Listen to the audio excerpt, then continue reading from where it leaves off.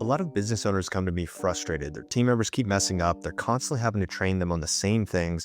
And they're asking themselves, why don't these people just get it? And their conclusion is that they need to hire someone who's really senior, someone to sit above the team, check in with all the team members, and just handle everything. Most likely, that type of hire is going to cost anywhere from 5 to 6K a month.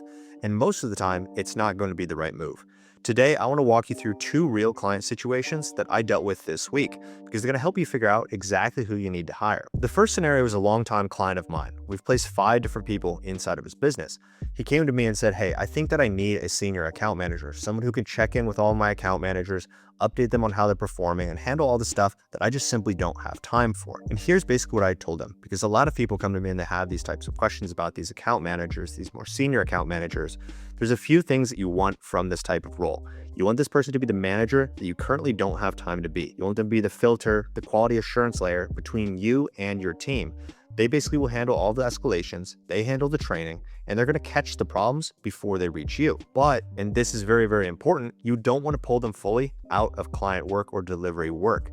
If someone steps away completely from actually fulfilling for the clients, they kind of lose their edge. It's basically like an agency owner who pivots to sell info or coaching, and after about a year, their information, their expertise goes stale because they're not actually in the arena each day getting better at perfecting the craft. The exact same thing is going to happen with a senior account manager who actually isn't doing any account management anymore. They're going to lose their edge. If a normal account manager handles about 8 to 10 clients, your senior account manager should be carrying about 50% of that load in the beginning. They need to stay sharp. The other 50% of their time, they can be doing the training, the QA, the escalations, the management, and basically freeing up your mental bandwidth so you're not the one checking the delivery and the fulfillment every single week. Now we know if we need one of these senior account managers, but now where do we find these people? In most cases, I'd say 9 times out of 10, you promote from within. If you have 4 account managers and you're about to hire for a 5th one to lead a 5th team, take one of your existing AMs and promote them as the leader. They already know your SOPs. They already know the standards that are acceptable at your specific agency. They have the context, the credibility with the rest of the team. This works a lot better than just putting up a job posting and going and trying to find someone who's senior who's now going to lead your team and take strategic decisions, be that QA, that filter. That's way more risky than just promoting from within and training for that scenario. The second client this week was also interested in bringing on some kind of senior hire. He was using phrases like take higher level tasks off of my plate, someone who can ideate, someone who can strategize, maybe a director of operations.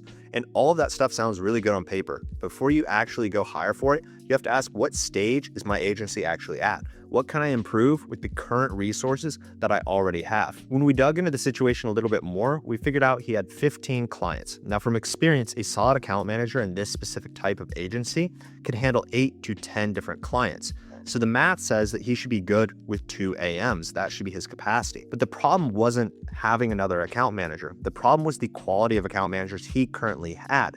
He was asking questions about, hey, can they handle client communication? Can they handle the strategy, the thinking without me? Yes, good account managers are supposed to be able to do that without you. His current ones were lacking that ability, so he didn't want to hire someone who'd have to handhold again. That's why he thought he should have a director of operations type of hire. So it makes sense why he thought, hey, I need someone who's more senior, a head of delivery or a senior account manager. But that's the wrong diagnosis in this scenario. He actually just needs way better account managers or to invest in properly training the people he already has.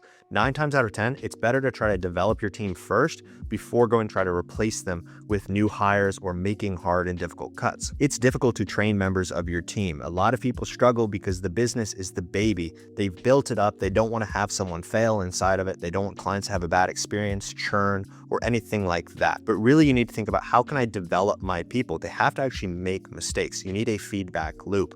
If you think about when you tried to learn to ride a bicycle, if you just stayed at the level of always having training wheels on, you're never going to be self-sufficient. Well, once you take off those training wheels, you fall, you skin your knee, maybe you hurt your arm, and then you figure out how to actually ride a bike. And you need that same type of feedback loop whenever you're teaching someone. Often people are just sending them a bunch of SOPs, looms, that type of stuff. And they're just like, why doesn't this person get it? Why aren't they responding to the client exactly how I would? Why aren't they doing this? It's like you have to instill those training loops and those feedback loops inside of your business. It's your responsibility as the leader. Your job isn't supposed to be correct every single mistake. It's to be there once that mistake happens, correct that behavior, reinforce the right behavior, and then build someone who doesn't need you stepping in constantly and correcting all of their work. So before you go and spend 5 to 6K a month on a senior hire, stop and ask yourself, Do I actually have a seniority problem or do I have a training problem? If you're not sure, that's exactly what we help figure out. There's a link down below the description of this video. We can look at your team structure and figure out what you actually need and then go from there.